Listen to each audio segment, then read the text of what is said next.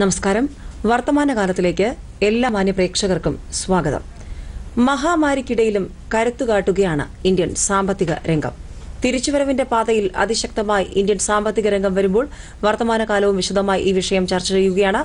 അതിഥികളായി പങ്കെടുക്കുന്നത് തിരുവനന്തപുരം സ്റ്റുഡിയോയിൽ സാമ്പത്തിക വിദഗ്ധ ഡോക്ടർ മേരി ജോർജ്, തൃശൂർ സ്റ്റുഡിയോയിൽ അതിഥിയായി ചേരുന്നത് സാമ്പത്തിക വിദഗ്ധൻ ഡോക്ടർ വി.കെ. വിജയകുമാർ, ഒപ്പം കോഴിക്കോട് സ്റ്റുഡിയോയിൽ അതിഥിയായി ചേരുന്നത് സാമ്പത്തിക കാര്യ ലേഖകൻ ശ്രീ പി. ബാലഗോപാൽ. എല്ലാ അതിഥികൾക്കും വർത്തമാനകാലത്തിലേക്ക് സ്വാഗതം. ആദ്യം ഡോക്ടർ മേരി ജോർജ് ഇവിടെ സൂചിപ്പിച്ച ആമുഖമായി പറഞ്ഞ കാര്യം, മഹാമാരിയാണ്. ഈ കോവിഡ് പ്രതിസന്ധിയിൽ എങ്ങനെ മുന്നോട്ട് പോകുമെന്ന് ലോകം പകയ്ക്കുമ്പോൾ സാമ്പത്തിക ശക്തികളായ ബ്രിട്ടനും അമേരിക്കയും അടക്കമുള്ള ലോകരാജ്യങ്ങളെക്കാൾ മുന്നിൽ ഇന്ത്യ വലിയ കുതിപ്പിലേക്ക് നീങ്ങുന്നു എന്നുള്ള റിപ്പോർട്ടുകൾ. 20.1% GDP എന്ന വലിയ വളർച്ചാ നിരക്ക്. പ്രതീക്ഷകൾ കൂടുതലാണ്. നമ്മൾ എങ്ങനെ ഈ ഒരു വലിയ വിജയത്തിലേക്ക് കുതിപ്പിലേക്ക് നീങ്ങുന്നു എന്ന ചോദ്യത്തിന് ആദ്യ ഉത്തരമായി പറയാനുള്ളത് എന്താണ്? അതായത് 2020 കോവിഡ് കാലത്ത് മാർച്ച് 25 പെട്ടെന്നാണ് ഒരു രാത്രി ഇന്ത്യ ലോക്ക്ഡൗണിലേക്ക് പോകുന്നു നാളെ മുതൽ എന്ന് പ്രഖ്യാപിക്കുന്നത്. അപ്പം അതോടുകൂടി സമസ്ത മേഖലകളും അടച്ചിടപ്പെട്ടു. ഗതാഗതം മുതൽ എല്ലാം ഇല്ലാതെയായി. അങ്ങനെ വന്നപ്പോഴേക്കും ആകെ സമ്പദ്ഘടന അങ്ങ് സ്തംഭനത്തിലേക്ക് പോവുകയായിരുന്നു. പക്ഷേ 2021 നമുക്കറിയാം, ആ 2020-21 ആദ്യ പാദം, അതായത് ഏപ്രിൽ, മെയ്, ജൂൺ, ഈ ആദ്യ പാദത്തിൽ അതുകൊണ്ട് തന്നെ ഇത്തരമുള്ള ഇങ്ങനെ ഇക്കോണമി, സമ്പദ്ഘടന ഒരു സ്തംഭനാവസ്ഥയിൽ പെട്ടുപോയി എന്നതുകൊണ്ട് തന്നെ റേറ്റ് ഓഫ് ഗ്രോത്ത്, GDPയുടെ ഗ്രോത്ത് -24.4% ആയിട്ട് റെക്കോർഡ് ചെയ്യപ്പെട്ടു. സമസ്ത മേഖലകളും നിർജീവമായിരുന്നു. അത് കഴിഞ്ഞ് അതിനടുത്ത പാദത്തിലെ ഗ്രോത്ത് -7.4% ആയിരുന്നു. അതിനടുത്ത പാദം എന്ന് പറയുന്നത് ഒക്ടോബർ ടു ഡിസംബർ 0.5% ആയിരുന്നു ഗ്രോത്ത്. അതിനും അടുത്ത പാദം, അതായത് ജനുവരി മുതൽ മാർച്ച് വരെയുള്ള കാലത്ത് 1.6% ഗ്രോത്താണ് നാം നേടിയെടുത്തത്. അപ്പം വലിയ താഴ്ചയിൽ നിന്ന് പതുക്കെ പിച്ച വെച്ച് കടക്കുകയാണ് ചെയ്തത് സമ്പദ്ഘടന. പക്ഷേ ഇത് നമ്മുടെ ഭരണകർത്താക്കൾക്ക് വലിയൊരു തിരിച്ചറിവാണ് നൽകിയത്. പെട്ടെന്ന് സമസ്ത മേഖലകളെയും അടച്ചിട്ടുകൊണ്ട് ഒരു ഇക്കോണമിക്ക് മുൻപോട്ട് പോകാൻ പറ്റില്ലെന്നും അതുകൊണ്ട് അതിൽ നിന്ന് വ്യത്യസ്തമായ ഒരു രീതി സ്വീകരിക്കേണ്ടിയിരിക്കുന്നു രണ്ടാമത്തെ കോവിഡ് കാലത്ത് എന്നും മനസ്സിലാക്കുന്നു. അതിനനുസരിച്ച് തന്നെ പൂർണ്ണമായ ലോക്ക്ഡൗൺ വരാതെ തന്നെ അതായത് കോൺസെൻട്രേറ്റഡ് ആയിട്ട് പാൻഡമിക്കിൻ്റെ ഒരു ആക്രമണം കൂടുതലുള്ള മേഖലകളിലെ ലോക്ക്ഡൗണിലേക്ക് വിട്ട് അല്ലാത്ത മേഖലകളെ പതുക്കെ നിയന്ത്രണങ്ങൾക്ക് വിധേയമാക്കി നിയന്ത്രണങ്ങളിൽ നിന്ന് പുറത്തു കൊണ്ടുവന്ന് ആ തരത്തിൽ വളരെ ചട്ടപ്രകാരമാണ് ഇന്ത്യൻ ഇക്കോണമി മുൻപോട്ട് പോയത്. അതുകൊണ്ടാണ് ആദ്യത്തെ, അതായത് കോവിഡിൻ്റെ ഏറ്റവും മാരകമായ പ്രഹരം അതെല്ലാം കഴിഞ്ഞിപ്പോൾ നമ്മൾ കോവിഡിൽ നിന്ന് പുറത്തേക്ക് വന്നുകൊണ്ടിരിക്കുകയാണ്. അടുത്ത ഇപ്പോൾ ഇത് ആദ്യത്തെ, അതായത് ഏപ്രിൽ ടു മെയ്, ജൂൺ വരെയുള്ള കാലഘട്ടത്തിലാണ് ഈ പോസിറ്റീവ് ഗ്രോത്ത് 20% എന്ന് പറഞ്ഞിരിക്കുന്നത്. അപ്പോൾ അത്ര നല്ലൊരു ഗ്രോത്ത് നമുക്ക് നേടിയെടുക്കാൻ കഴിഞ്ഞത് വളരെ നല്ല രീതിയിൽ 2020-21 പാൻഡമിക്കിൽ നിന്ന് പാഠം ഉൾക്കൊണ്ടുകൊണ്ട് ശരിയായ ദിശയിൽ ഇക്കോണമിയെ നയിക്കാൻ കഴിഞ്ഞു എന്നുള്ളത് കൊണ്ടാണ്. അപ്പോൾ പക്ഷേ ഇത് പറയുമ്പോൾ നമ്മൾ പെട്ടെന്ന് -24 നിന്ന് പെട്ടെന്ന് അതുപോലത്തെ ഒരു കാലഘട്ടത്തിൽ +20 ചാടി കറന്നു എന്ന് പറയുമ്പോൾ ഓർമ്മിക്കണം, അത് വലിയ അഭൂതപൂർവമായ വളർച്ചയല്ല കാണിക്കുന്നത്, അതൊരു ലോ ബേസ് ഇഫക്റ്റ് ആണ് കാണിക്കുന്നത്. അതായത് ഞാൻ നേരത്തെ പറഞ്ഞതുപോലെ ജനുവരി മാർച്ച് മാസങ്ങളിൽ 1.6 ആയിരുന്നു ഗ്രോത്ത് റേറ്റ്. അത്രയും ചെറിയ ഒരു ഇഫക്റ്റിൽ ഒരു ഗ്രോത്ത് പാതയിൽ നിന്നാണ് പെട്ടെന്ന് നമ്മൾ നന്നായി തല ഉയർത്തി സ്റ്റഡി ആയിട്ട് വളരാനുള്ള ഒരു അവസ്ഥയിലേക്ക് വരുന്നത്. അതുകൊണ്ടാണ് ആ ബേസ് ഇഫക്റ്റ്. അന്ന് തന്നെ നമ്മുടെ ഇദ്ദേഹം വൈസ് ചെയർമാൻ, നീതി ആയോഗിൻ്റെ വൈസ് ചെയർമാൻ ജനുവരിയിലെ പറഞ്ഞിരുന്നു, തീർച്ചയായിട്ടും നമുക്കൊരു വി ഷേപ്ഡ് ഗ്രോത്ത് ആണ് നമ്മൾ 2021-22 പ്രതീക്ഷിക്കാൻ പോകുന്നത്. അത് ഇക്കണോമിക് സർവേ റിപ്പോർട്ടിലും എല്ലാം അതിനെപ്പറ്റി ഉണ്ടായിരുന്നു. അപ്പം ആ തരത്തിലുള്ളൊരു ഗ്രോത്ത് നേടാൻ സാധിച്ചു എന്ന് പറയുന്നത് തീർച്ചയായിട്ടും നല്ലത്. അതിലേക്ക് വിശദമായി തന്നെ മടങ്ങി വരാം. Doctor V. വിജയകുമാറുടെ ടീച്ചർ ചൂണ്ടിക്കാണിച്ച കാര്യങ്ങളൊപ്പം ജനങ്ങളുടെ ഉപഭോഗത്തിൽ ഉണ്ടാകുന്ന വർധനവ്, ഈ ഒരു രണ്ടാം തരംഗത്തിന്റെ വലിയ പ്രതിസന്ധിക്കിടയിലും ഉൽപാദനത്തിന്റെ കാര്യത്തിൽ മുന്നോട്ട് പോക്ക്, ഒപ്പം ഒരുപാട് ഉത്തേജക പ്രഖ്യാപനങ്ങൾ, പാക്കേജുകൾ, അതോടൊപ്പം റിസർവ് ബാങ്കിന്റെ ഒരുപാട് കരുതലുണ്ടായി. അങ്ങനെ ഒരുപാട് കാര്യങ്ങൾ ചേർത്ത് വായിക്കണം. ഇതോടൊപ്പം തന്നെ താങ്കൾ ഇതിൽ ഏതൊക്കെ ഘടകങ്ങളാണ് പ്രധാനമായും ഈ ഒരു ശുഭാപ്തി വിശ്വാസം നൽകുന്ന പ്രവചനങ്ങളിലേക്ക് ഇപ്പോൾ നയിക്കാനിടയാക്കിയ സാഹചര്യങ്ങൾ, ഇപ്പോൾ നേടിയിരിക്കുന്ന ഈ നേട്ടം, അതിനുള്ള കാരണങ്ങൾ എന്തൊക്കെയാണ് കാണുന്നത്? ശ്രീ വിജയകുമാർ.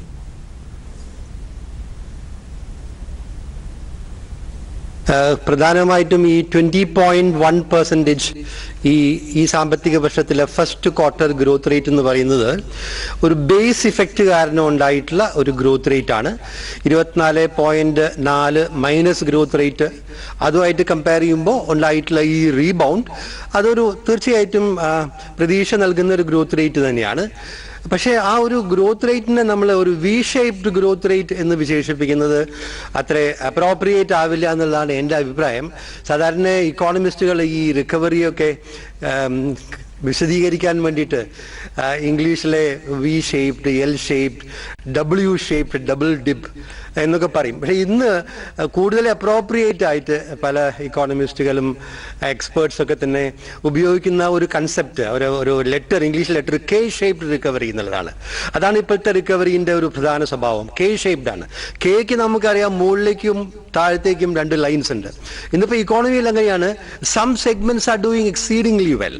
പാൻഡമിക് കൊണ്ട് ഗുണമുണ്ടായിട്ടുള്ള ഇൻഡസ്ട്രി ഉണ്ട്. ഫാർമസ്യൂട്ടിക്കൽസ് ഫോർ എക്സാമ്പിൾ കഴിഞ്ഞ വർഷത്തിൽ $24.4 billion എക്സ്പോർട്ട്സ് ആയിരുന്നു. We are exporting to 174 countries of the world. കാരണം ഇത് ഉർവശി ശാപം ഉപകാരം എന്ന് പറഞ്ഞ മാതിരി മരുന്നിന്റെ ഡിമാൻഡ് കൂടിയപ്പോൾ ഫാർമസ്യൂട്ടിക്കൽ ഇൻഡസ്ട്രി, ഹെൽത്ത് കെയർ, അതിന് കാര്യമായിട്ടുള്ള ഡിമാൻഡ് ഉണ്ടായി. അതുപോലെ തന്നെ ഐ ടി ഇൻഡസ്ട്രിയിൽ ഒരു ബൂമാണ്. കാര്യമായിട്ടുള്ള ആളുകളെ കിട്ടാനില്ല എന്നുള്ള പ്രോബ്ലമാണ് ഇപ്പോൾ HR പീപ്പിൾ പറയുന്നത് അവിടെ. കാരണം ഡിജിറ്റൽ ഡിമാൻഡ് കണ്ടമാനം കൂടി, ഡിജിറ്റലൈസേഷൻ ഫലമായിട്ട്. ടെലികോം ഇപ്പോൾ എല്ലാം ഓൺലൈൻ, കുട്ടികൾ പഠിക്കുന്നതടക്കം ബിസിനസ് എല്ലാം തന്നെ ഓൺലൈൻ ആയതുകൊണ്ട് ഞാനും കുറച്ച് കാലമായിട്ട് വീട്ടിൽ നിന്ന് ഓൺലൈനാണ് വെബിനാറിലൊക്കെ പാർട്ടിസിപ്പേറ്റ് ചെയ്യാറുള്ളത്. ദൂരദർശൻ ആയത് കാരണം ഇന്നിവിടെ ഫിസിക്കൽ പ്രസൻസിലേക്ക് വന്നതാണ്. അപ്പോൾ ഓൺലൈൻ ആക്ടിവിറ്റി ആവുന്ന സമയത്ത് demand for data consumption is exploding. അത് കാരണം telecom industry is doing exceedingly well. ഇതൊക്കെ തന്നെ ആ കെ ഷേപ്പിന്റെ മുകളിലേക്കുള്ള ഒരു ലൈനാണ് സൂചിപ്പിക്കുന്നത്. അതേ സമയത്ത് നമ്മുടെ MSME സെഗ്മെന്റ്സ്, സൂക്ഷ്മ ചെറുകിട വ്യവസായങ്ങൾ, അത് നമ്മുടെ ഇക്കോണമീൻ്റെ GDPന്റെ 29% ആണ്, ജോബ്സിന്റെ 41% ആണ്, എക്സ്പോർട്സിന്റെ 42% ആണ്. ഒരു ബാക്ക് ബോൺ ആണ്. അതിൽ വലിയ പ്രശ്നങ്ങളുണ്ട്. കാര്യമായിട്ടുള്ള ജോബ് ലോസസ് ഉണ്ട്, ഇൻകം ലോസ് ഉണ്ട്. അത് താഴത്തേക്ക് കാണിക്കുന്നതാണ്. ട്രാവൽ ടൂറിസം കഴിഞ്ഞ വർഷത്തിൽ നമ്മുടെ ഏവിയേഷൻ ഇൻഡസ്ട്രി 10,000 കോടി രൂപയുടെ ലോസാണ്. കാരണം ഈ ലോക്ക്ഡൗൺ കാരണം സകലം നിന്നുപോയല്ലോ. അപ്പോൾ ഈ ക്വാർട്ടറിൽ ഇമ്പ്രൂവ്മെന്റ് ഉണ്ടായിട്ടുണ്ട്. എങ്കിലും ഈ ഫസ്റ്റ് ക്വാർട്ടറിലെ കമ്പനീസിന്റെ റിസൾട്ട്സ് നോക്കുമ്പോൾ എല്ലാം ലോസിൽ തന്നെയാണ്. വീണ്ടും ട്രാവൽ, ടൂറിസം, ഹോട്ടൽസ്, വലിയ ഹോട്ടൽ ഇൻഡസ്ട്രി അത് ലാർജ് സ്കെയിൽ സെക്ടറിൽ ലോസിലാണ്. 5-star ഹോട്ടൽസ് ഒക്കെ തന്നെ കപ്പാസിറ്റി യൂട്ടിലൈസേഷൻ 20-25% ആയിട്ട് ഇമ്പ്രൂവ് ചെയ്യുന്നേ ഉള്ളൂ. അതേസമയത്ത് തന്നെ ചെറുകിട ഹോട്ടൽസ്, റെസ്റ്റോറൻറ്റ്, ആ മേഖലകളിലൊക്കെ തന്നെ ഇപ്പോഴും പ്രശ്നങ്ങൾ അവസാനിച്ചിട്ടില്ല. പ്രശ്നങ്ങൾ രൂക്ഷമായിട്ട് തുടരുന്നുണ്ട്. അപ്പോൾ ഈ ഒരു recovery, it is not a V-shaped recovery that we should celebrate. We should be happy about it. പക്ഷേ അതേ സമയത്ത് തന്നെ അതൊരു K-shaped റിക്കവറിയാണ്. ഇനിയും പ്രോബ്ലംസ് ഉണ്ട്, അഡ്രസ് ചെയ്യേണ്ടതുണ്ട് എന്നുള്ള കാര്യം കൂടെ ഓർക്കേണ്ടതായിട്ടുണ്ട്. ഒരു കാര്യം കൂടെ സൂചിപ്പിക്കാം. നന്നായി പെർഫോം ചെയ്യുന്ന ഒരു മേഖല കൺസ്ട്രക്ഷനാണ്. കൺസ്ട്രക്ഷൻ, റിയൽ എസ്റ്റേറ്റ്, പ്രത്യേകിച്ച് സിമെന്റ്, സ്റ്റീലൊക്കെ തന്നെ. അതിന് പ്രധാനമായിട്ടുള്ള കാരണം സെൻട്രൽ ബാങ്ക് ഒരു മോണിറ്ററി പോളിസിയിൽ കാര്യമായിട്ടുള്ള പലിശ നിരക്ക് വെട്ടിക്കുറച്ചിട്ടുള്ള ഒരു അക്കോമഡേറ്റീവ് മോണിറ്ററി പോളിസി. പലിശ നിരക്ക് വെട്ടിക്കുറയ്ക്കുക എന്നുള്ളത് വളരെ ഇമ്പോർട്ടൻ്റ് ആണ്. സാമ്പത്തികമായിട്ടുള്ള പ്രശ്നങ്ങൾ ഉണ്ടാകുമ്പോൾ, റിസെഷനൊക്കെ ഉണ്ടാകുമ്പോൾ. അപ്പം റീപ്പോ റേറ്റ് 4% കുറച്ചു, റിവേഴ്സ് റീപ്പോ 3.35% കുറച്ചു. ഹൗസിംഗ് ലോൺ ഇന്ത്യയുടെ ചരിത്രത്തിൽ ഉണ്ടായിട്ടില്ല. ഇപ്പോൾ നല്ലൊരു ക്രെഡിറ്റ് സ്കോറുള്ള ഒരാളാണെങ്കിൽ 6.7% ഹൗസിംഗ് ലോൺ കിട്ടും. അപ്പോൾ ഒരുപാട് അഫോർഡബിൾ ഹൗസിങ്ങിനൊക്കെയുള്ള ഡിമാൻഡ് കണ്ടമാനം കൂടുന്നത് കാരണം ആ കൺസ്ട്രക്ഷൻ സെഗ്മെന്റ്, സിമെന്റ് ഇൻഡസ്ട്രി, ഞാൻ കമ്പനികളുടെ പ്രോഫിറ്റബിലിറ്റികൾ നോക്കിയിട്ടാണ് പറയുന്നത്. ലാസ്റ്റ് ക്വാർട്ടർ അതുമാതിരി ഇന്ന് ഉച്ചയ്ക്ക് വന്നിട്ടുള്ള GST കളക്ഷൻ 1.12 lakh, അതൊക്കെ തന്നെ ആ റിക്കവറിനെ കാണിക്കുന്നുണ്ട്.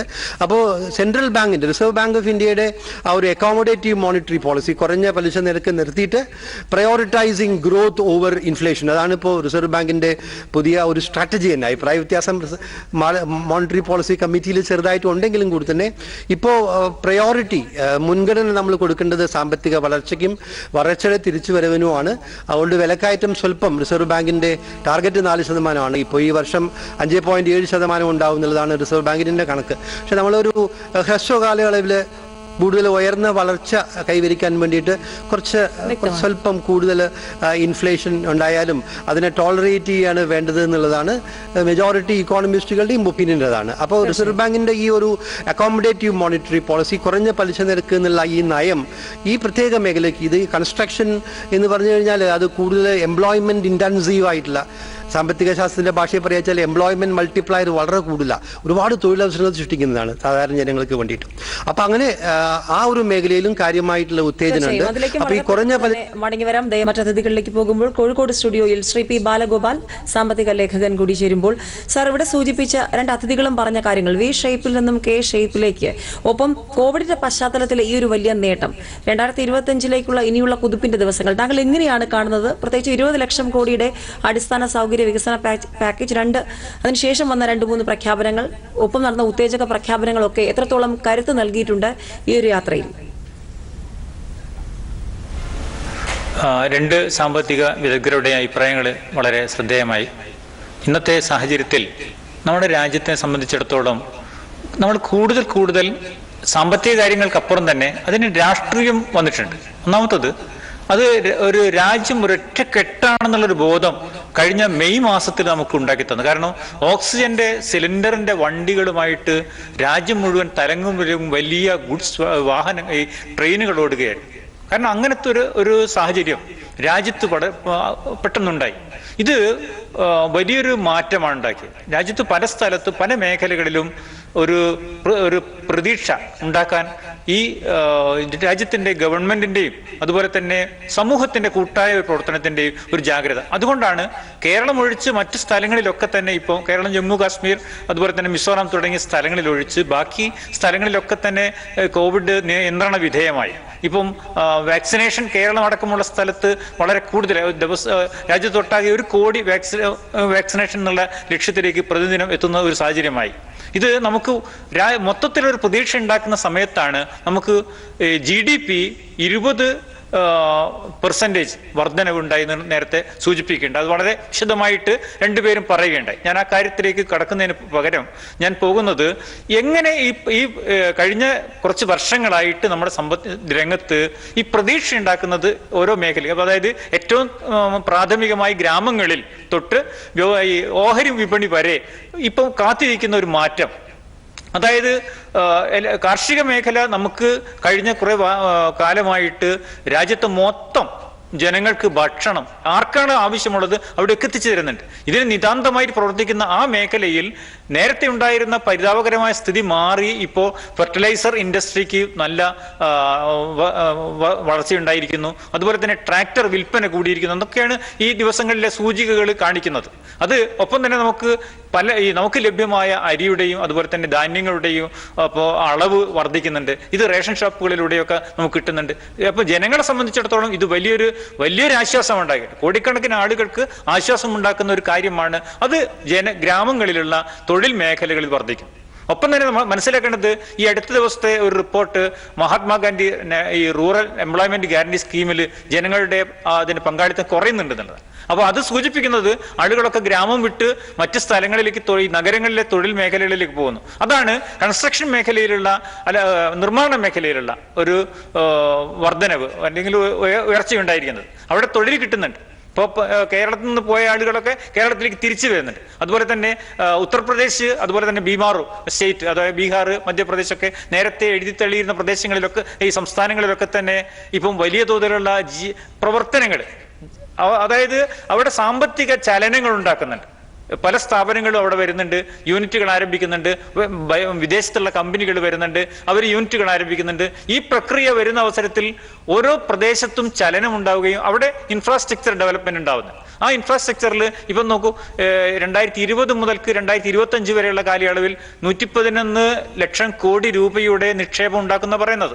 അതിന്റെ ഒരു വർധനവ് നമ്മളിപ്പോൾ നമ്മുടെ കേരളത്തിലെ ദേശീയപാതകളിലും ഒക്കെയുള്ള ഒരു മാറ്റം, നിർമ്മാണ മേഖലയിൽ ഉണ്ടാക്കിയ മാറ്റം. ഇതിൽ ഗവൺമെന്റിന്റെ പങ്കാളിത്തം ഈ കണക്കനുസരിച്ച് കുറച്ച് കുറവാണെങ്കിലും പ്രൈവറ്റ് പാർട്ടിസിപ്പേഷൻ വൻതോതിൽ വർദ്ധിച്ചുകൊണ്ടിരിക്കുകയാണ്. അതിന്റെ വലിയൊരു മാറ്റം, അതായത് ഗവൺമെന്റിന്റെ പോളിസിയുടെ ഭാഗം തന്നെയാണ് പ്രൈവറ്റ് പാർട്ടിസിപ്പേഷനെ കൂടുതലായിട്ട് ഉണർത്തുക, അതിനെ സജീവമാക്കുക, അത് നിർമ്മാണ മേഖലയിലേക്ക് അതിന്റെ വളർച്ച ഉണ്ടാക്കുക. ഇത് വലിയൊരു മാറ്റമാണ് ഉണ്ടാക്കുന്നത്. ഇതൊക്കെ ഗ്രാമങ്ങളിലും അതോടനുബന്ധിച്ച് റോഡ്, റെയില്, ടെലിഫോൺ, ഡിജിറ്റൽ സംവിധാനങ്ങളിലൂടെ നഗരങ്ങളിലും ഒക്കെ നഗരങ്ങൾ ബന്ധിക്കുന്ന അവസരത്തിൽ പരസ്പര ബന്ധം ഈ രാജ്യത്തെ ഒരൊറ്റക്കെട്ട്, ഞാൻ അതാണ് ആദ്യം പറഞ്ഞത്, ഒരു വലിയൊരു യൂണിറ്റായി രാജ്യം വരുന്നു. GST വർദ്ധിക്കുന്നു. GST വർദ്ധിക്കാനുള്ള കാരണം നമ്മുടെ വ്യാപാര മേഖലയിലൊന്നും വലിയ വർധനവില്ലെങ്കിലും എല്ലാം ഡിജിറ്റലൈസ് ആവുന്നു, വേ ബില്ലുകൾ ഉണ്ടാവുന്നു, അത് വർദ്ധിക്കുന്നുണ്ട്. അപ്പൊ കണക്ക് സുതാര്യമാവുന്നു, അതുപോലെ തന്നെ ടാക്സ് കുറച്ചുകൂടി എളുപ്പത്തിൽ കിട്ടുന്നുണ്ട്. അപ്പൊ അല്ലാതെ ഒന്നും ഈ 2-3 മാസം ഒന്നും ഒരു വർധനവൊന്നും ഉണ്ടാവാൻ സാധ്യതയില്ല. ആ വർധനവ് ഉണ്ടാകാനുള്ള പ്രധാനപ്പെട്ട ഒരു ഗവൺമെന്റിന്റെ ശക്തമായ ഏറ്റവും ഒടുവിൽ ഇന്നത്തെ പുതിയ കണക്കുകൾ കൂടി ഇത് ഏത് രീതിയിൽ രാജ്യത്തിന്റെ ഈ ഒരു കുതിപ്പിന് കരുത്തായി മാറും? അതായത് GST വരുമാനത്തിലുണ്ടായിരിക്കുന്ന വർധനവ് എന്ന് പറയുമ്പോൾ തീർച്ചയായിട്ടും നമുക്ക് നികുതി പിരിവിലുണ്ടായ, അതായത് ഇൻഡയറക്റ്റ് പരോക്ഷ നികുതിയുടെ പിരിവിലുണ്ടായ വർധനവ്, പരോക്ഷ നികുതിയുടെ പിരിവിൽ വർധനവ് ഉണ്ടാവുക എന്ന് വെച്ചാൽ സമസ്ത മേഖലകളിലും ഉൽപാദനം വർദ്ധിച്ചിരിക്കുന്നു. അതുപോലെ തന്നെ ആ ഉൽപാദനം നടന്ന വസ്തുക്കളുടെ വിതരണവും നടക്കുന്നു. അപ്പോൾ കാരണം എന്താണെന്ന് വെച്ചിട്ടുണ്ടെങ്കിൽ GST എന്ന് പറയുന്നത് ഡെസ്റ്റിനേഷൻ ടാക്സ് ആണ്, അതായത് ഉപഭോക്താവിൽ നിന്ന് ഈടാക്കുന്ന ടാക്സ് ആണ്. അപ്പം ഈ ഉൽപാദന മേഖലയിൽ തന്നെ ഉൽപ്പന്നങ്ങൾ കിടക്കുന്നു എന്ന് വന്നാൽ തീർച്ചയായിട്ടും നികുതി പിരിവ് നടക്കില്ല. അപ്പോൾ ഉൽപ്പാദിപ്പിക്കപ്പെട്ടവ ഉപഭോക്താക്കളിലേക്ക് മാറിക്കൊണ്ടിരിക്കുന്നു, അല്ലെങ്കിൽ വിതരണം ചെയ്യപ്പെട്ടുകൊണ്ടിരിക്കുന്നു എന്നുള്ളതാണ് GST വരുമാന വർധനവിൽ നിന്ന് നമുക്ക് മനസ്സിലാക്കാൻ പറ്റുന്നത്.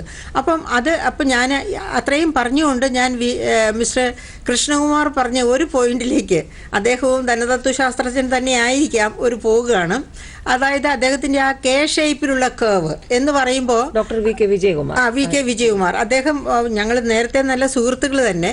അപ്പോൾ അദ്ദേഹം പറഞ്ഞ ആ കെ ഷേപ്പിലുള്ള കേവ് എന്ന് പറയുമ്പോൾ എനിക്കൊരു ശകലം എതിർപ്പ് അതിനോടുണ്ട്. കാരണം സാധാരണ രീതിയിൽ എക്കണോമിക്സിൽ ശരാശരികളാണ് എടുക്കാറുള്ളത്. അപ്പോൾ ഉദാഹരണത്തിന് 2 കുട്ടികളുള്ള ഒരു ക്ലാസ്സിൽ ഒരു കുട്ടിക്ക് 90 മാർക്കും ഒരു കുട്ടിക്ക് 10 മാർക്കും കിട്ടി എന്നിരിക്കട്ടെ, ശരാശരി എത്ര മാർക്ക് ക്ലാസ്സിൽ എന്ന് ചോദിച്ചാൽ നമ്മൾ എത്രയാ പറയുക? 90 10 100 ഡിവൈഡഡ് ബൈ 2 50 അല്ലേ ശരാശരി മാർക്ക്. അപ്പോൾ അങ്ങനെ ശരാശരി എടുക്കാം. അങ്ങനെ ആകുമ്പോഴത്തേനും ഈ കെ ഷേപ്പുള്ള കേവിൽ ഒന്ന് മുകളിലേക്ക് പോകുന്നു, ഒന്ന് താഴേക്ക് പോകുന്നു എന്ന രീതിയിൽ എടുക്കണ്ട. ഓക്കെ, പക്ഷേ ഞാൻ അതുകൊണ്ടല്ല എതിർക്കുന്നത്. ഇപ്പോൾ എനിക്ക് കിട്ടിയിരിക്കുന്ന കണക്കനുസരിച്ച്, എനിക്ക് വെബ്സൈറ്റിൽ തപ്പിയപ്പോൾ കിട്ടിയ കണക്കനുസരിച്ച് നെഗറ്റീവ് ഗ്രോത്ത് രേഖപ്പെടുത്തുന്ന മേഖലകളെ ഒന്നും തന്നെ കണ്ടിട്ടില്ല. അത് ആരെങ്കിലും ഹൈഡ് ചെയ്തിട്ടുണ്ടോ എന്ന് എനിക്ക് അറിഞ്ഞുകൂടാ. എൻ്റെ ദൃഷ്ടിയിൽപ്പെട്ടിടത്തോളം നെഗറ്റീവ് ഗ്രോത്തുള്ള മേഖലകളില്ല. പക്ഷെ വളരെ പോസിറ്റീവ് ഗ്രോത്തുള്ള മേഖലകളുണ്ട്. നേരത്തെ പറഞ്ഞതുപോലെ ഫാർമസ്യൂട്ടിക്കൽസ്, അതുപോലെ ഇപ്പോൾ ഇതാ നോക്കിക്കോളൂ, നിർമ്മാണ മേഖല തന്നെ എടുക്കുക. 68.3% നിർമ്മാണം. നേരത്തെ മിസ്റ്റർ ബാലഗോപാൽ പറഞ്ഞതുപോലെ നിർമ്മാണം അല്ല, അത് എനിക്ക് തോന്നുന്നു കൃഷ്ണകുമാറും പറഞ്ഞു എന്ന്. അതുപോലെ തന്നെ ഫാക്ടറി ഉൽപാദനം 49.6%, ഖനനം ക്വാറി 18.6%, വൈദ്യുതി വാതക ഇന്ധനം 14.3%. അപ്പം ഇങ്ങനെ അങ്ങ് പോവുകയാണ്. എന്ന് വെച്ചാൽ NSOയുടെ നാഷണൽ സ്റ്റാറ്റിസ്റ്റിക്കൽ ഓർഗനൈസേഷൻ പുറത്തു ഇട്ടിരിക്കുന്ന കണക്കനുസരിച്ച് ശരാശരി ഗ്രോത്ത് 9.4% രേഖപ്പെടുത്തിയിരിക്കുന്നു കോർ ഇൻഡസ്ട്രിയിൽ. കോർ ഇൻഡസ്ട്രി എന്ന് പറയുമ്പോൾ അടിസ്ഥാന വ്യവസായങ്ങളാണ്. അതുകൂടാതെ അടിസ്ഥാന വ്യവസായങ്ങളിൽ പെടാത്ത വ്യവസായങ്ങൾ കിടക്കുന്നു. ഈ അടിസ്ഥാന വ്യവസായങ്ങളിൽ വരുന്നില്ല ഫാർമസ്യൂട്ടിക്കൽസ്. അങ്ങനെ വരുമ്പോഴത്തേനും ഫാർമസ്യൂട്ടിക്കൽസിലെ വലിയ ഗ്രോത്ത് തീർച്ചയായിട്ടും ഇതിനകത്ത് റെക്കോർഡ് ചെയ്യപ്പെടും. ഈ 20% എന്ന് പറയുന്നതിൽ റെക്കോർഡ് ചെയ്യപ്പെടും. അപ്പോൾ അങ്ങനെ വരുമ്പോഴത്തേക്കും ഈ വി ഷേപ്പ് ഗ്രോത്തിനെ നമ്മൾ എതിർത്തില്ലെങ്കിലും നീതി ആയോഗ് അതിൽ ഉറച്ചു നിൽക്കുന്നു, അത്രയേ ഉള്ളൂ. അപ്പോൾ അതിന് ഒരു നീതീകരണം എന്ന രീതിയിലാണ് നമ്മൾ ശരാശരി എടുക്കുമ്പോൾ സാധാരണ സാമ്പത്തിക ശാസ്ത്രത്തിൽ ചെയ്യാറുള്ളത്. ശരാശരികളെ ആശ്രയിക്കുകയാണ്. അത് കഴിഞ്ഞിട്ട് നമുക്ക് പ്രത്യേകിച്ച് താല്പര്യമുള്ള മേഖലകളിൽ ഒറ്റപ്പെട്ട് നമ്മൾ എടുക്കും. അപ്പോൾ അങ്ങനെ എടുക്കുമ്പോൾ വേണമെങ്കിൽ വി ഷേപ്പിലെടുക്കാം, അല്ലെങ്കിൽ മിസ്റ്റർ കൃഷ്ണകുമാർ പറഞ്ഞതുപോലെ കെ ഷേപ്പിലെടുത്താലും എനിക്കതിനോട് വിരോധമില്ല. ഒറ്റ കാര്യത്തിലേ എനിക്ക് സന്തോഷമുള്ളൂ. കാരണം ഇക്കോണമി കഴിഞ്ഞ 2020-21 ആദ്യ പാദത്തിലേതുപോലെ വീണ് കിടക്കുകയല്ല, നന്നായിട്ട് ഉയർത്തെഴുന്നേറ്റിരിക്കുന്നു. അതാണ് നമുക്ക് വേണ്ടത്. അതാണ് നമുക്ക് ശുഭപ്രതീക്ഷ നൽകുന്നത്. തീർച്ചയായും വിശദമായി തന്നെ മറ്റു മേഖലകളിലേക്കും വളരെ പെട്ടെന്ന് മടങ്ങി വരാം. ഒരിടവേള കൂടി. rhythm of cookery,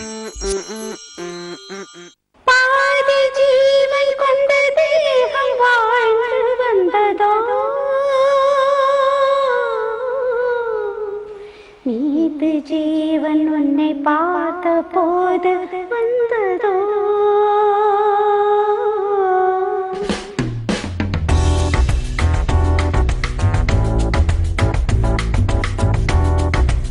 ഏറ്റവും സിമ്പിളായിട്ട് ചെയ്യാൻ പറ്റുന്ന ഡെസേർട്ട്. സുന്ദരി കണ്ണാൽ ഒരു സേതി சொல்லடி இந்நாள் நல்ல சேதி என்னையே தந்தேன் உனக்காக ஜென்மமே கொண்டேன் அதற்காக.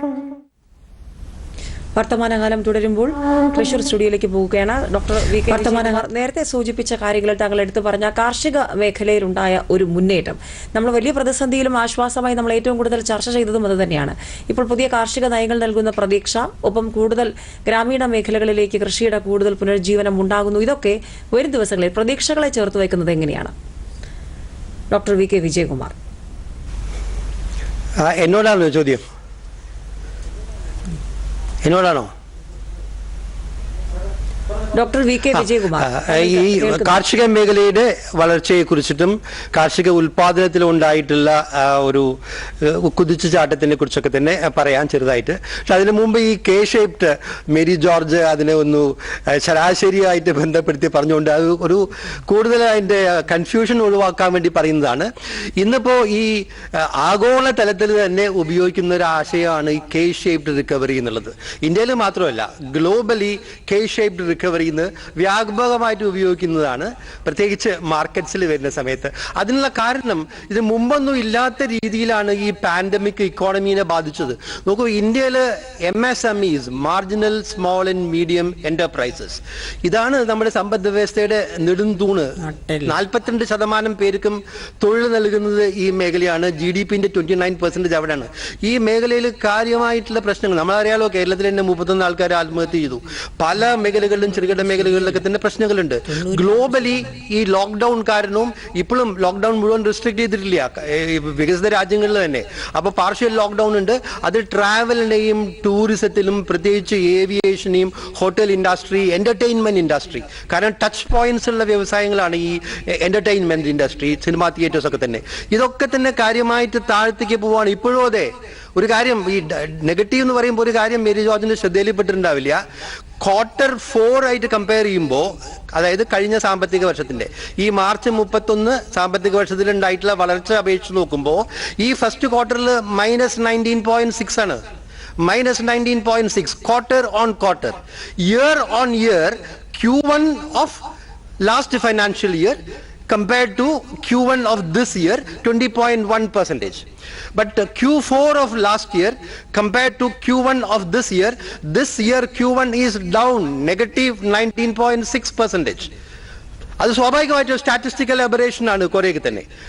പിന്നെ പല സെഗ്മെന്റ്സിലും ട്രാവൽ ഇൻഡസ്ട്രിയിൽ പ്രത്യേകിച്ച് ഞാൻ നേരത്തെ പറഞ്ഞല്ലോ, സെഗ്മെന്റ്സിൽ കാര്യമായിട്ടുള്ള ഡൗൺ ട്രെൻഡ് ഉണ്ട്. ഓർഗനൈസ് സെക്ടറിന് പ്രോബ്ലം ഇല്ല. ഇപ്പൊ നമുക്കറിയാലോ, കേരളത്തിൽ എടുക്കുകയാണെങ്കിൽ സർക്കാർ ജീവനക്കാർക്ക് ശമ്പളവും പെൻഷനും, മേരി ജോർജിന്റെയൊക്കെ തന്നെ പെൻഷൻ 15,000 രൂപയാണ് ഏപ്രിൽ മാസത്തിൽ സർക്കാർ വർദ്ധിപ്പിച്ചത്, അല്ലേ? അധാർമികമായിട്ടുള്ള പ്രവൃത്തിയാണ് എന്റെ അഭിപ്രായം. അതല്ല ചെയ്യേണ്ടത് കൂടുതൽ 5,000 രൂപ പോലും വരുമാനം ഇല്ലാത്ത ഒരുപാട് സെഗ്മെന്റ്സ് ഉണ്ട്. അവർക്കൊക്കെയാണ് ഹെൽപ്പ് ചെയ്യേണ്ടത്, അല്ലെ? സർക്കാർ ജീവനക്കാർക്ക് കൂടുതൽ കൊടുക്കുകയല്ല ചെയ്യേണ്ടത്, പ്രത്യേകിച്ച് ഈ സമയത്ത്.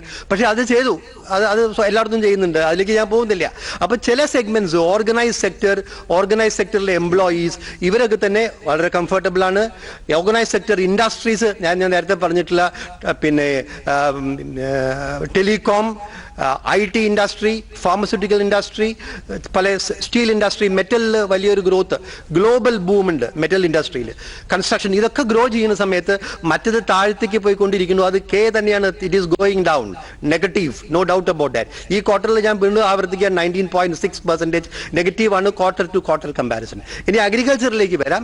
അഗ്രികൾച്ചറിനെ കാര്യമായിട്ട് പാൻഡമിക് ബാധിച്ചില്ല. കാരണം അഗ്രികൾച്ചറിൽ സപ്ലൈ ചെയിൻസോ അല്ലെങ്കിൽ ഡെയിലി ഷോപ്പ് ഫ്ലോറിൽ പോയിട്ട് പ്രവർത്തിക്കേണ്ട കാര്യമില്ല. ഉണ്ടാവില്ലല്ലോ. ഒരു സോയിങ് സീസൺ, അത് കഴിഞ്ഞാൽ പിന്നെ ഹാർവെസ്റ്റിംഗ് സീസൺ മാത്രമേ ഉള്ളൂ. അത് കാരണം കർഷകർ സമരം ചെയ്യാൻ ചെല്ലും കാർഷിക മേഖലയെ ബാധിക്കില്ല. അതുകൊണ്ട് കഴിഞ്ഞ വർഷത്തിൽ നമ്മുടെ ഭക്ഷ്യോൽപാദനം 301.6 അതിൻ്റെ ഓർമ്മ വ്യക്തമായിട്ട് പറയുകയാണെങ്കിൽ. അത്രയും ഭക്ഷ്യോൽപാദനം ഉണ്ട്. അത് ശ്രീ ബാലഗോപാൽ പറഞ്ഞ പോലെ അത് കാരണം നമുക്ക് മാസീവ് ആയിട്ടുള്ള ഫുഡ് സെക്യൂരിറ്റി ഉണ്ട് ഇവിടെ. ഭക്ഷണത്തിന്റെ യാതൊരു പ്രശ്നവുമില്ല. കാര്യമായിട്ടുള്ള ദുരിതത്തിന്റെ സമയത്ത് പോലും ആരും ഭക്ഷണം കിട്ടാണ്ട് പോയിട്ടില്ല, പട്ടിണി കിടന്നിട്ടില്ല. അത് നമ്മുടെ കാർഷിക മേഖല കഴിഞ്ഞ വർഷവും ഗ്രോത്ത് ആണ്. ഈ വർഷവും ഇന്നലെ വന്നിട്ടുള്ള GDP ഫിഗേഴ്സ് 4.5%. ഒരു ലോങ് റൺ അഗ്രികൾച്ചർ ഗ്രോത്ത് എന്ന് പറഞ്ഞാൽ 3.5 to 4% ആണ്. അപ്പോൾ ദാറ്റ് ഈസ് ഡൂയിങ് വെൽ. അതിന് നല്ല രീതിയിലുള്ള അഗ്രികൾച്ചറൽ റീഫോംസും ഗവൺമെന്റ് കൊണ്ടുവരേണ്ടതുണ്ട്. അതിന്റെ രാഷ്ട്രീയം കാരണം കാര്യമായിട്ടുള്ള എതിർപ്പുണ്ട്. അത് വേറൊരു വിഷയമാണ്, അതിലേക്ക് ഞാൻ പോകുന്നില്ല. പിന്നെ GST ഇത് വളരെ ഇമ്പോർട്ടൻ്റ് ആണ്. ഇക്കണോമിക് ആക്ടിവിറ്റിനേക്കാളും അത് ശ്രീ ബാലഗോപാലൻ പറഞ്ഞത് വളരെ പ്രസക്തമായിട്ടുള്ള പോയിന്റാണ്. GSTയിൽ കാര്യമായിട്ടുള്ള കഴിഞ്ഞ ഒരു 9 മാസം തുടർച്ചയായിട്ട് GST കളക്ഷൻ ഈ സെക്കൻഡ് വേവ് ഓഫ് പാൻഡമിക്കിന്റെ സമയത്ത് പോലും GST വർദ്ധിച്ചു. 9 മാസം കണ്ടിന്യൂസ് ആയിട്ട് 1 ലക്ഷം കോടിയിൽ കൂടുതൽ കളക്ട് ചെയ്തു. പിന്നെ ജൂൺ മാസത്തിൽ അത് 1 ലക്ഷത്തിൽ താഴെ പോയി. ഇപ്പൊ വീണ്ടും ജൂലൈയിലും ഓഗസ്റ്റിലും വീണ്ടും 1.16, 1.12 ആണ്. അതിൽ പ്രധാനമായിട്ടുള്ള കാരണം കംപ്ലയൻസ് വർദ്ധിച്ചു എന്നുള്ളതാണ്. പണ്ട് വ്യാപകമായിട്ടുള്ള നികുതി വെട്ടിപ്പുണ്ട്. ഇപ്പോൾ ഡെസ്റ്റിനേഷൻ ടാക്സ് ആയതുകൊണ്ട് തന്നെ അത് കാര്യമായിട്ട് ചെറുതായിട്ടുള്ള തട്ടിപ്പൊക്കെ എല്ലായ്പ്പോഴും ഉണ്ടാവും. എന്നാലും കംപ്ലയൻസ് വളരെ കൂടുതലാണ്. വേ ബിൽസ് ഉണ്ട്. എല്ലാത്തിനും ഒരു ട്രെയിൽ ഉള്ളത് കാരണം ആ ഡിജിറ്റലൈസേഷനും ആ ഒരു കംപ്ലയൻസും കാരണം ടാക്സ് കളക്ഷൻസ് കൂടുന്നു. അത് വളരെ പോസിറ്റീവാണ്. പിന്നെ ഒരു കാര്യം കൂടെ താങ്കളിലേക്ക് വളരെ പെട്ടെന്ന് തന്നെ മടങ്ങി വരാം. ശ്രീ ബാലഗോപാൽ, താങ്കൾ നേരത്തെ സൂചിപ്പിച്ചതുപോലെ ഒരുപാട് പ്രതിസന്ധികൾ ഉണ്ടാകുമ്പോൾ അതിനെയൊക്കെ അവസരമാക്കിയത് എങ്ങനെയെന്നുള്ളത് കൂടിയാണ് നമ്മൾ ഈ ഒരു അതിജീവന കാലത്ത് കണ്ടത്. അതിൽ സാമ്പത്തികമായി കാർഷിക മേഖലയിലെ അഭിവൃദ്ധിയുടെ കാര്യം, GSTയുടെ കാര്യം ഇവിടെ സൂചിപ്പിക്കുകയുണ്ടായി. നേരത്തെ സംഘടിത മേഖലയിലും അസംഘടിത മേഖലയിലെയും ഒരു വ്യത്യാസമൊക്കെ സൂചിപ്പിച്ചതിൽ അസംഘടിത മേഖലയിലേക്ക് വരുമ്പോൾ ഈ കൺസ്ട്രക്ഷൻ മേഖലയിലൊക്കെ വലിയ മുന്നേറ്റം ഉണ്ടാകുമ്പോൾ അവിടെ എംപ്ലോയ്മെന്റ് ജനറേഷൻ എന്ന പുതിയൊരു സാധ്യത കൂടി ഉണ്ടാകുമ്പോൾ അവിടെ പല കടമ്പകളും മറികടക്കാനാകുന്ന കുറച്ചു പേർക്കെങ്കിലും അത് തൊഴിൽ നൽകുന്നതിലൂടെ ആശ്വാസം കണ്ടെത്താനും സാധിച്ചിട്ടുണ്ട്. അതൊക്കെ വലിയ മാറ്റമാണ്. താങ്കൾ അതിനെ എങ്ങനെയാണ് കാണുന്നത്? അത് ഈ ഒരു സാമ്പത്തിക കുതിപ്പിന് എങ്ങനെ കരുത്തായി മാറിയിട്ടുണ്ട്? രാജ്യത്തെ സംബന്ധിച്ചിടത്തോളം ഇപ്പം ജനങ്ങൾക്ക് കയ്യിൽ പണം ആവശ്യമാണ്. ഈ പണം എത്തിക്കാനുള്ള സംവിധാനങ്ങൾ ഗവൺമെന്റ് കഴിഞ്ഞ കുറെ കാലങ്ങളായിട്ടുള്ള ഒരു തുടർച്ചയായിട്ടുള്ള പ്രവർത്തനങ്ങൾ ഉണ്ടായിരുന്നു. ഇപ്പം MSMEയുടെ കാര്യം പറഞ്ഞു. അപ്പോൾ മുദ്രാ ലോണ് മുൻ വർഷങ്ങളെ അപേക്ഷിച്ചിട്ട് ചെറിയൊരു കുറവുണ്ടായിട്ടുണ്ട്. കാരണം ആ മുദ്രാ ലോണിന്റെ ജനങ്ങൾ പൊതുവെ എല്ലാ മേഖലകളിലുള്ള ഒരു നിരാശയും, പിന്നെ രണ്ടാമത്തത് അത് ഇപ്പം ബാങ്കുകൾ ആക്സസ് നേരിട്ട് പോയിട്ട് ഇടപെടാനുള്ള പ്രയാസങ്ങൾ, ഇതൊക്കെ ഇപ്പോൾ അതിന്റെ രാജ്യവ്യാപകമായിട്ട് അതിന്റെ സ്വാധീനം ഉള്ളത് കൊണ്ട് അത് ഗണ്യമായിട്ട് കുറഞ്ഞിരുന്നു. ഇനി അടുത്ത ഘട്ടത്തിൽ പ്രധാനമായിട്ടും എംപ്ലോയ്മെന്റ് ജനറേഷൻ മൈന്യൂട്ടായിട്ടുള്ള, നേരത്തെ വിജയകുമാർ സാർ സൂചിപ്പിച്ചതുപോലെ ഈ വളരെ സൂക്ഷ്മ തൊഴിൽ മേഖലകളാണ്. അവിടെ 1, 2 ആള് 4, 5 ആള് പ്രവർത്തിക്കുന്ന സ്ഥാപനങ്ങളൊക്കെ തന്നെ ഇപ്പോൾ അടച്ചിരിക്കുകയാണ്. ഇവ ഉണർന്നാൽ മാത്രമേ അവരുടെ കയ്യിൽ പണം എത്തുള്ളൂ. അവരുടെ കയ്യിൽ പണം എത്താനാണ് കഴിഞ്ഞ 2 മാസം മുമ്പ് നിർമ്മല സീതാരാമൻ ഒരു പുതിയൊരു എക്കണോമിക് പാക്കേജ് ഇവർക്ക് വേണ്ടി കൊണ്ടുവന്നത്. അത് അതായത് പല മേഖല, ടൂറിസത്തിന്റെ കയ്യിൽ ഒരു 1 ലക്ഷം റുപ്യ, അത് ടൂറിസം ഇൻഡസ്ട്രിയുടെ കയ്യിൽ 10 ലക്ഷം റുപ്യ വായ്പയായിട്ടാണ് കൊടുക്കുന്നത്. അപ്പോൾ ഒരു പലിശ കുറച്ചിട്ട് വായ്പ. പക്ഷേ ഈ പലിശ കുറച്ചിട്ടുള്ള വായ്പ കിട്ടണമെങ്കിൽ അതിന് ചില കടമ്പകളുണ്ട്. അത് ബാങ്കിൽ പോകണം, ബാങ്കുകാരുടെ ഒരു സമീപനമുണ്ട്. അപ്പോൾ എത്ര പറഞ്ഞാലും ഗവൺമെന്റ് ഗ്യാരണ്ടി ഒക്കെ ഉണ്ടാവും. പക്ഷെ ഇതൊക്കെ ചെല്ലുന്ന ആൾക്ക് ഇതൊന്നും പ്രാവർത്തികമായി കിട്ടുന്നില്ല എന്നുള്ളത് രാജ്യവ്യാപകമായിട്ടുള്ള ഒരു വിഷമാണ്. അത് പരിഹരിക്കാനാണ് ഇപ്പോൾ മൈക്രോ ഫിനാൻസിങ്ങിനെ ഉണർത്തിക്കൊണ്ടുവരുന്നത്. പല സ്ഥലത്തും അത് വളരെ വ്യാപകമായിട്ട് മൈക്രോ ഫിനാൻസിങ് ഡെവലപ്പ് ചെയ്ത് വന്നിട്ട്, അതുപോലെ തന്നെ ഒരു ഗവൺമെന്റ്, എനിക്ക് തോന്നുന്നത് അടുത്തൊരു നീക്കം ഈ നാഷണൽ കോപ്പറേറ്റീവ് സെക്ടർ അത് വളർത്തിക്കൊണ്ടുവരികയാണെങ്കിൽ ജനങ്ങൾക്ക് തന്നെ ഇപ്പം നിധി ബാങ്ക് പോലെ ജനങ്ങൾക്ക് തന്നെ ഒരു കൂട്ടായ്മയ്ക്ക് അവർക്ക് തന്നെ എന്ത് ചെയ്യാം, റിസോഴ്സ് ഉണ്ടാക്കാം. ആ റിസോഴ്സ് ഉപയോഗിച്ചുകൊണ്ട് വായ്പ എടുക്കാം. ഇങ്ങനെ റിസോഴ്സ് ഉപയോഗിച്ച് വായ്പ എടുക്കുമ്പോൾ ബാങ്കുകൾക്ക് ഉണ്ടാവുന്ന ഈ ചെറിയ വളരെ സൂക്ഷ്മ യൂണിറ്റുകളോടും ഇൻഡിവിജ്വൽസിനോടുള്ള ഒരു അകൽച്ച, അത് അവരെ പറഞ്ഞിട്ട് കാര്യമില്ല. പലപ്പോഴും ഇത് ആവേശത്തിൽ ആരംഭിച്ചിട്ട് പെട്ടെന്ന് പൂട്ടിപ്പോകുന്ന സ്ഥാപനങ്ങൾ മുന്നിൽ കണ്ടിട്ടാണ് പലപ്പോഴും ഈ നിയന്ത്രണം ഇവരെ ഒരു മാറ്റി നിർത്തുന്നത്. അപ്പോൾ ആദ്യത്തെ ഒരു പെട്ടെന്ന് ഒരു സാധാരണക്കാരനെ സംബന്ധിച്ചിടത്തോളം ബാങ്കിൽ ചെല്ലുന്ന അവസരത്തിൽ അവർക്കുണ്ടാവുന്ന ആ പ്രയാസം നമ്മൾ മാറ്റിയെടുക്കണം. രാജ്യത്തിന്റെ ഒരു വലിയ ഉത്തരവാദിത്വമാണ് തൊഴിൽ ഉണ്ടാവണമെങ്കിൽ ഈ മൈക്രോ ഫിനാൻസ് മേഖല, മൈക്രോ ഇൻഡസ്ട്രിയുടെ കാര്യത്തിൽ ഒരു വലിയ ശ്രദ്ധ വേണം. അതിനൊരു ഗവൺമെന്റ് നിരന്തരം പറയുന്നുണ്ട് തൊഴിലുണ്ടാക്കാം.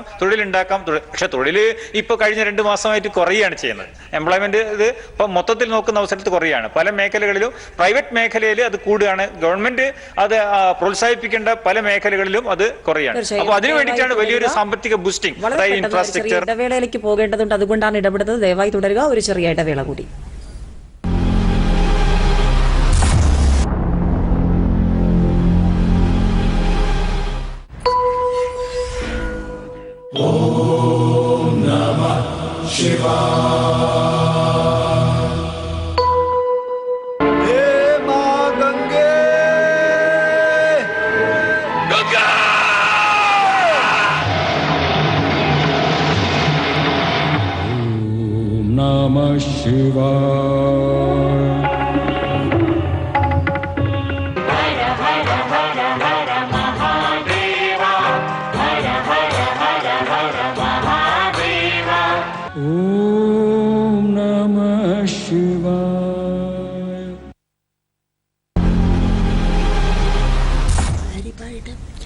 വർത്തമാനകാലം തുടരുമ്പോൾ ഡോക്ടർ മേരി ജോർജ്, നമ്മൾ പല മേഖലകളിലേക്ക്, അതൊരു കാർഷിക മേഖലയുടെ കാര്യം ഇവിടെ പറയുകയുണ്ടായി, ചെറുകിട മേഖലകളുടെ കാര്യം പറയുകയുണ്ടായി, സേവന മേഖലയിലേക്ക് വരുമ്പോൾ അതോടൊപ്പം തന്നെ റിസർവ് ബാങ്ക് അടക്കം നൽകിയ ഒരുപാട് സഹായങ്ങളുണ്ട് ഇതിനിടയ്ക്ക്. നേരത്തെ പ്രഖ്യാപിച്ച ഉത്തേജക പാക്കേജുകൾക്കൊപ്പം തന്നെ റിസർവ് ബാങ്കിന്റെ ചില കരുതൽ സഹായമൊക്കെ വന്നതും എത്രത്തോളം ഈ ഒരു മുന്നോട്ടുള്ള കുതിപ്പിന് സഹായമായി?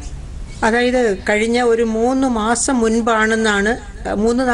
മുൻപാണ് റിസർവ് ബാങ്ക് ഓഫ് ഇന്ത്യ 50,000 കോടിയുടെ ഒരു ക്രെഡിറ്റ് പാക്കേജുമായിട്ട് വന്നത്.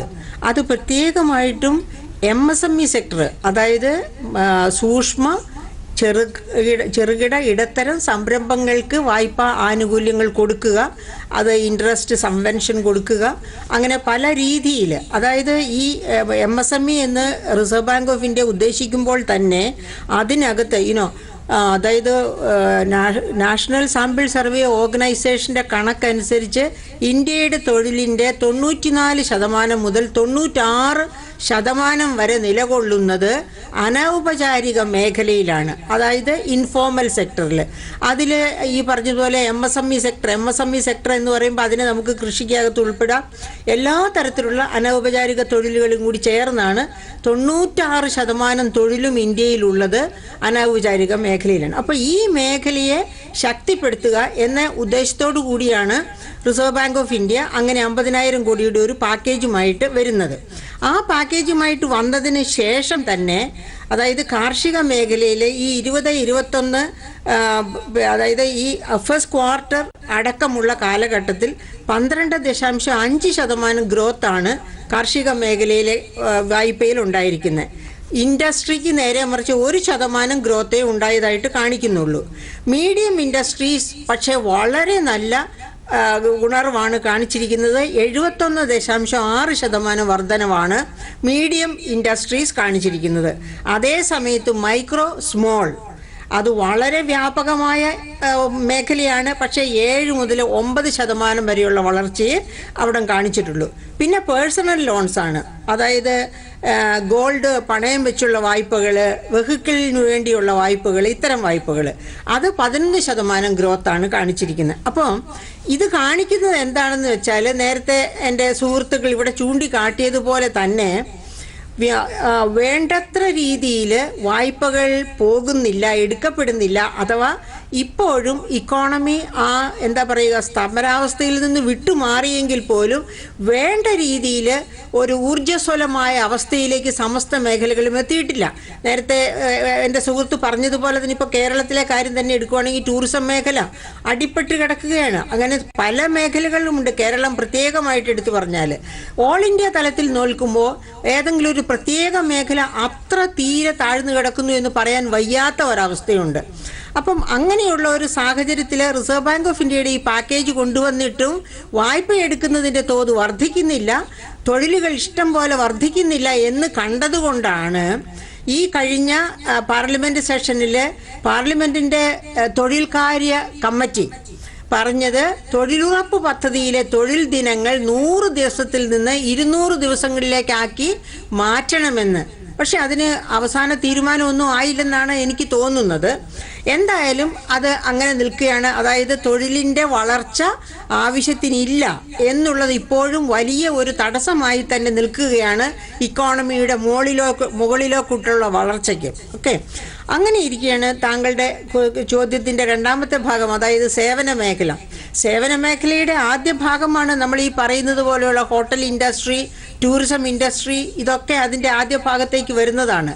അപ്പോൾ ഈ റെസ്റ്റോറൻറ്റ്സ്, ഹോട്ടൽസ് ഇതൊക്കെ തീർച്ചയായിട്ടും വളരെ താഴ്ന്ന നിലവാരത്തിൽ തന്നെയാണ് പ്രവർത്തിക്കുന്നത്. കാരണം നമുക്കറിയാം, ഇപ്പോൾ കേരളം അടക്കമുള്ള സംസ്ഥാനങ്ങളിൽ ഭക്ഷണം കഴിക്കാൻ ഹോട്ടലിൽ കയറിപ്പാടില്ല, അങ്ങനെയൊക്കെ ഒരുപാട് നിയന്ത്രണങ്ങളുണ്ടായിരുന്നു. പിന്നെ ഇവിടുത്തെ കേരളത്തിൻ്റെ ടൂറിസം ഇൻഡസ്ട്രിയെ പറ്റി പറയുകയാണെങ്കിൽ നമ്മുടെ GSDPയുടെ 30% അതിൻ്റെ മുകളിലോ സംഭാവന ചെയ്യുന്ന മേഖലയാണ് ടൂറിസം. ആ ടൂറിസത്തിൽ 30,000 കോടിയുടെ നഷ്ടം ഉണ്ടായിട്ടുണ്ടെന്നാണ് പറയുന്നത്. അപ്പം കേരളത്തിൻ്റെ നഷ്ടം ഓൾ ഇന്ത്യ തലത്തിലുള്ള നഷ്ടവുമായിട്ട് താരതമ്യം ചെയ്യാൻ ബുദ്ധിമുട്ടാണ്. കാരണം കേരളം ഈ കഴിഞ്ഞ പ്രാവശ്യം നമ്മൾ നേരത്തെ ആദ്യം തുടക്കത്തിൽ പറഞ്ഞല്ലോ, അതായത് 2020 ആദ്യ പാദത്തിൽ -24.4 ആയിരുന്നു ഇന്ത്യയുടെ വളർച്ചയെന്ന്. അതേ സമയത്ത് കേരളത്തിൻ്റെ വളർച്ച -26% ആയിരുന്നു. അപ്പോൾ കേരളം എല്ലാ കാലഘട്ടങ്ങളിലും ഇത്തരം സാഹചര്യങ്ങളെ വളരെ വളരെ വളരെ അത്ര കുറച്ചും കൂടി മോശമായ രീതിയിൽ കൈകാര്യം ചെയ്യുന്നു എന്ന് പറയാതെ പറ്റില്ല. അതാണ് അവസ്ഥ. അപ്പോൾ അങ്ങനെ പോകുമ്പോൾ സേവന മേഖലയിലെ ഇത്തരം മേഖലകളെ മാറ്റി നിർത്തിക്കൊണ്ട്, അതായത് നമ്മൾ IT പോലെയുള്ള മേഖലകളിലേക്ക് പോവുക. അപ്പോൾ IT industry, working from home is possible.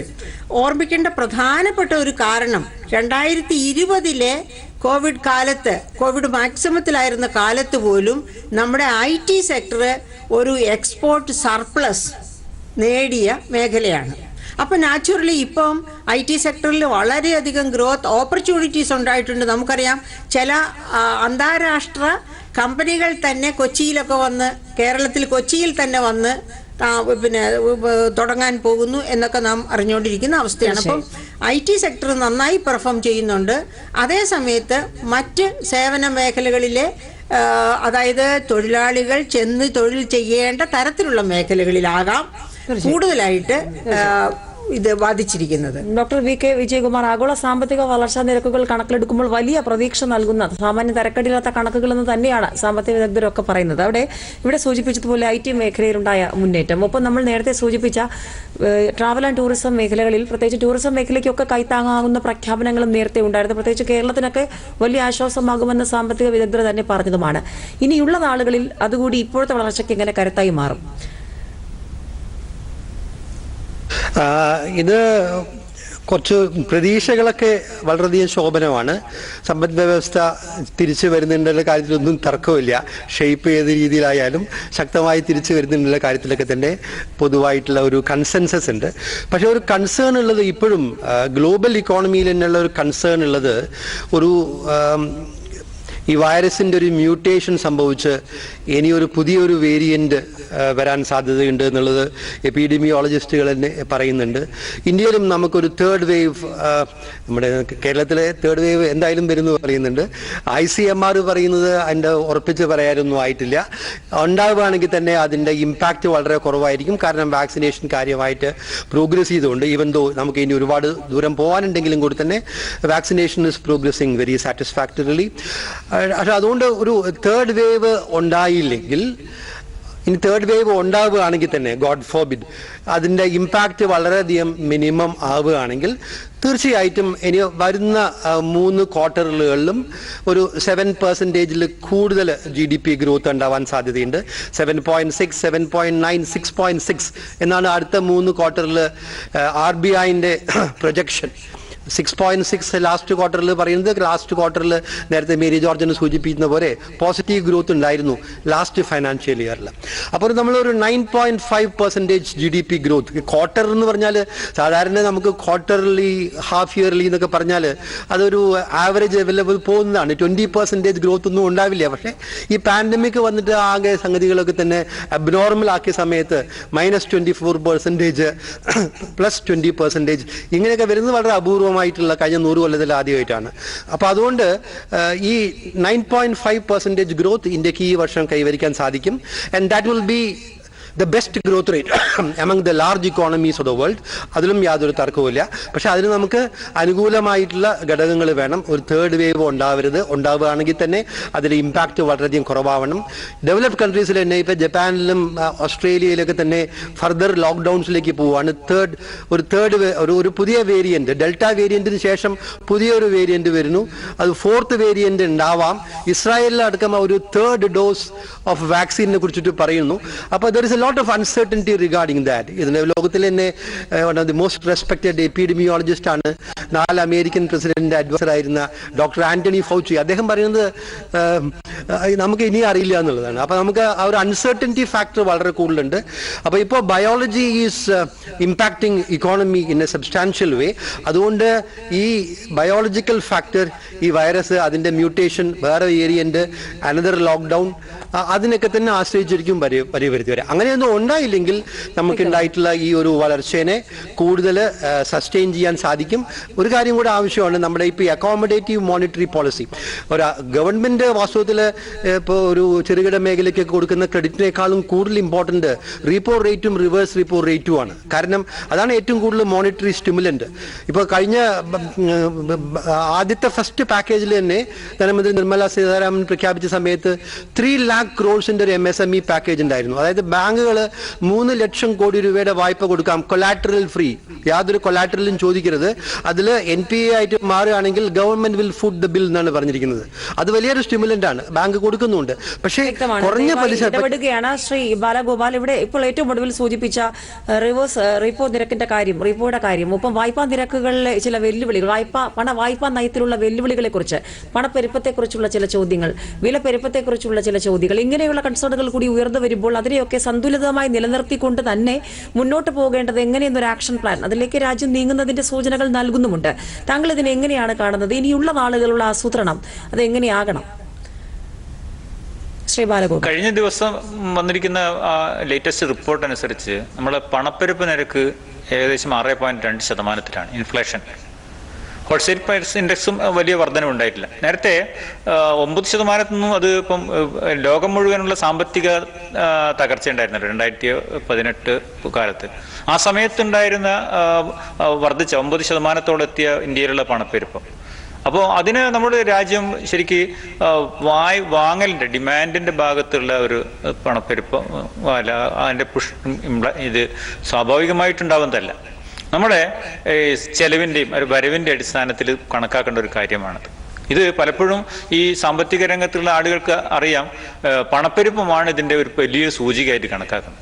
എന്നാൽ പണപ്പെരുപ്പ് ഒരു സഹായ ഘടകവും തന്നെയാണ്. പണപ്പെരുപ്പ് ആവശ്യമാണ്. ചിലപ്പോൾ പണപ്പെരുപ്പ് ആവശ്യമാണെന്നല്ല ഇവർക്കൊക്കെ അഭിപ്രായം ഉണ്ടാവുമല്ലോ. അത് പലപ്പോഴും സമ്പദ് വ്യവസ്ഥയെ ചലിപ്പിക്കേണ്ടതുണ്ട്. അപ്പോൾ ഈ ലോകത്തിലെ 140 കോടി ജനങ്ങളായി നമ്മൾ 140 കോടിക്ക് അടുത്തെത്തി. ഇങ്ങനെയുള്ള ബൃഹത്തായ വൈവിധ്യമാർന്ന ഒരു ജീവിത രീതി പല സ്ഥലത്തും ആദിവാസികളുണ്ട്, അതുപോലത്തെ കർഷകരുണ്ട്, വൻ വ്യവസായികളുണ്ട്, കോടീശ്വരന്മാരുണ്ട്. സാമ്പത്തിക അന്തരം വളരെ കൂടുതലാണ്. ചിലയിടത്ത് തീരെ വരുമാനമില്ല, റേഷൻ കൊണ്ട് ജീവിക്കുന്നവർ, ചിലർ ഒരുപാട് പണമുള്ള ആളുകൾ.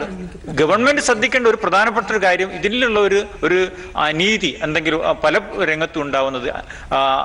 രാജ്യത്തിന്റെ ഏറ്റവും മൗലികമായ അടിസ്ഥാനമായ പ്രമാണം നമ്മളെല്ലാം തുല്യരാണെന്നാണ്. ഈ തുല്യതയ്ക്ക് വേണ്ടിയിട്ടുള്ള ഒരു പരിശ്രമം ഗവൺമെന്റ് നിരന്തരം വിജിലന്റ് ആയിരിക്കണം. അതിനു വേണ്ടിയിട്ടുള്ള ഒരു പ്രവർത്തനം, അതായത് ജനങ്ങൾക്ക് എല്ലാവരുടെ കയ്യിലും പണം കിട്ടാനുള്ള സാഹചര്യം ഉണ്ടാവണം. അപ്പോൾ ആ സമയത്ത് പണം കിട്ടുന്ന അവസരത്തിൽ എന്തുണ്ടാവുന്നു, നമുക്ക് ആവശ്യത്തിന് സാധനങ്ങൾ പോയി വാങ്ങാനുള്ള ഒരു മനോഭാവം ഉണ്ടാവും. അപ്പോൾ സ്വാഭാവികമായിട്ടും വിലക്കയറ്റം ഉണ്ടാവുന്ന അവസരത്തിൽ സമ്പദ് വ്യവസ്ഥ ചലിക്കും. ഈ ചലനത്തെ ഉണ്ടാക്കാനാണ് ഇന്ത്യ പാടുപെടുന്നത്.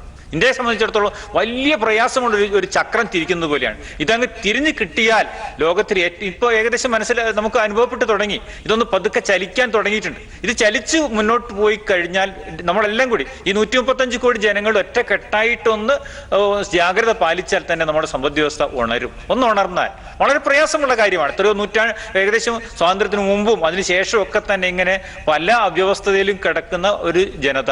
അപ്പോൾ അവര് ഇപ്പൊ കഴിഞ്ഞ കുറെ വർഷങ്ങളായിട്ട് ഇപ്പം ലോകത്തിന്റെ മാറ്റം ഇന്ത്യയിൽ വന്നു, സാങ്കേതിക മാറ്റം വന്നു, ജീവിത രീതിയിൽ മാറ്റം വന്നു, പുതിയ തലമുറ വളരെ ജാഗ്രതയോടുകൂടി അലസത വിട്ടിട്ടുണരുന്ന ഒരു പ്രവണത, അതായത് ഈ പുതിയ തലമുറയിൽ നല്ലൊരു പ്രതീക്ഷ നമുക്ക് വെച്ച് പുലർത്താവുന്ന തരത്തിൽ ആ ഒരു ആവേശം എല്ലാ സ്ഥലത്തും ഉണ്ട്. അവരെല്ലാ കാര്യങ്ങളും പഠിക്കുന്നുണ്ട്, മുന്നേറുന്നുണ്ട്. അപ്പോൾ അതാണ് ഈ യഥാർത്ഥത്തിൽ ഇന്ത്യയിലുള്ള വികസനത്തിൽ. അതില് ഈ സാമ്പത്തിക ജീവിതം മാത്രമല്ല, സാമൂഹിക സാംസ്കാരിക ജീവിതത്തിലൊക്കെ ഉണ്ടാകുന്ന മാറ്റങ്ങളാണ് ഇവിടെ ഉണ്ടാക്കേണ്ടത്. അതിൽ പ്രധാനമായിട്ടുള്ള ഒരു ചലനം നമ്മുടെ സമ്പദ് വ്യവസ്ഥയിൽ ഉണ്ടാക്കേണ്ടത് ആവശ്യങ്ങൾ വർദ്ധിക്കുക. ഓരോ വീട്ടിലും ആവശ്യങ്ങൾ വർദ്ധിക്കുക, ഓരോ സാധനങ്ങൾ വാങ്ങുക. അന്നേരം സമൂഹത്തിൽ എന്തുണ്ടാവുന്നു, അതിന്റെ ഒരു മാർക്കറ്റ്. ലോകത്തിലെ ഏറ്റവും വലിയൊരു കൺസ്യൂമർ സൊസൈറ്റിയാണ് ഇന്ത്യ. ഇപ്പോൾ ലോകം എല്ലാ കണക്കുകളും നോക്കുന്നത് ഇന്ത്യയിൽ എത്ര ആളുകളുണ്ട്, എത്ര സാധനങ്ങൾ വാങ്ങും, എത്ര ചെലവാക്കാൻ പറ്റും എന്നുള്ള ലോകത്തിലുള്ള വ്യവസായങ്ങളൊക്കെ തന്നെ, കമ്പനികളൊക്കെ തന്നെ ഇന്ത്യയിൽ മാർക്കറ്റ് കിട്ടാൻ വേണ്ടി, ലോകം മുഴുവൻ എങ്ങനെയാണ്, നമ്മളൊരു ഗ്ലോബലൈസ്ഡ് അല്ല എന്ന് പറയാൻ പറ്റില്ല. നമ്മളെല്ലാ കാര്യത്തിലും ആഗോളവൽക്കരിക്കപ്പെട്ട ഒരു സമൂഹമാണ്. അപ്പോൾ അതിൽ നമ്മൾക്ക് നിരന്തരം ഇത്തരത്തിലുള്ള ഒരു അന്വേഷണം, അതായത് നമ്മുടെ സമ്പദ് വ്യവസ്ഥയെ എങ്ങനെ മാറ്റിയെടുക്കാം, എങ്ങനെ മുന്നോട്ട് കൊണ്ടുപോകാം, അതിനെ ചലനാത്മകമാക്കാൻ എന്താണ് പറ്റുക, അതിൽ ഒരു പ്രധാന ഘടകം തന്നെയാണ് വിലക്കയറ്റത്തിൽ നേരിയ തോതിലുള്ള ഒരു വിലവർധന. ആ വിലവർധനവിന്റെ അതുപോലെ തന്നെ വരുമാന വർധനവിന്റെ ഒരു ആക്കം കൊണ്ടാണ് സമ്പദ് വ്യവസ്ഥ ചലിക്കുക എന്നുള്ള ഒരു വിശ്വാസമാണ് എനിക്ക് തോന്നുന്നത്. അതിന്റെ അതുപോലെ തന്നെ തീർച്ചയായും താങ്കൾക്ക് പൂർത്തിയാക്കാം ദയവായി. അതുപോലെ തന്നെ ഈ ഉൽപാദന ചെലവിന്റെ കാര്യത്തിൽ ഇപ്പോ ഈ പാൻഡമിക് നമുക്ക് ഉണ്ടാക്കിയിരിക്കുന്ന പല നിർമ്മാണ മേഖലകളിലൊക്കെ ചെലവ് കൂടുതലാണ്. അതുപോലെ ഗതാഗത മേഖലയിൽ ചെലവ് കൂടുതലാണ്.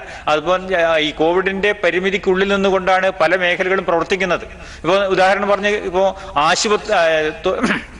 ഹെൽത്ത് മേഖലയിൽ ഈ സാമ്പത്തിക ബഡ്ജറ്റിൽ വലിയൊരു വർധനവാണ് ഹെൽത്തിന്റെ കാര്യത്തിൽ ഉണ്ടാക്കിയിരിക്കുന്നത്. പക്ഷേ മറ്റു രാജ്യങ്ങളെ അപേക്ഷിച്ച് നോക്കുന്ന അവസരത്തിൽ ധാരാളം പരിമിതിയുണ്ട്. നമ്മുടെ ആശുപത്രികളൊന്നും വലിയ രീതിയിലൊന്നും സജ്ജമായിട്ടില്ല. എങ്കിലും ഭാവിയിൽ വലിയൊരു സജ്ജമാക്കി മാറ്റിയാൽ പല മേഖലകളിലും അത് വലിയ ഗുണമുണ്ടാവും. നേരത്തെ സൂചിപ്പിച്ചതുപോലെ ഡോക്ടർ വി കെ വിജയകുമാർ അദ്ദേഹം പറഞ്ഞു നിർത്തിയെടുത്തു. നേരത്തെ ഉണ്ടായ ഉണർന്ന പണപ്പെരുപ്പ് എന്നൊരു ആശങ്ക, അവിടെ ഉയരാത്ത ഒരു വളർച്ച എന്നുള്ളതായിരുന്നു. പക്ഷെ ഉയരാത്ത വളർച്ചയില്ല, ഉയർന്ന വളർച്ചയാണ്. അപ്പോൾ പ്രതീക്ഷകൾ കൂടുതലല്ലേ? വളരെ ചുരുക്കി ശ്രീ വിജയകുമാർ. അല്ല, ഈ ശ്രീ ബാലഗോപാൽ പറഞ്ഞ കാര്യം അതിനോട് യോജിപ്പുണ്ട് എനിക്ക്. നമ്മൾ സാധാരണ സമ്പദ്ശാസ്ത്രത്തിൽ പറയും mild inflation is A tonic effect on the economy എന്ന് പറയാം. ടോണിക് കഴിക്കുന്ന ഒരു ഫലം ഉണ്ടാവുക. പക്ഷെ അതൊരു 4% നിർത്തണം.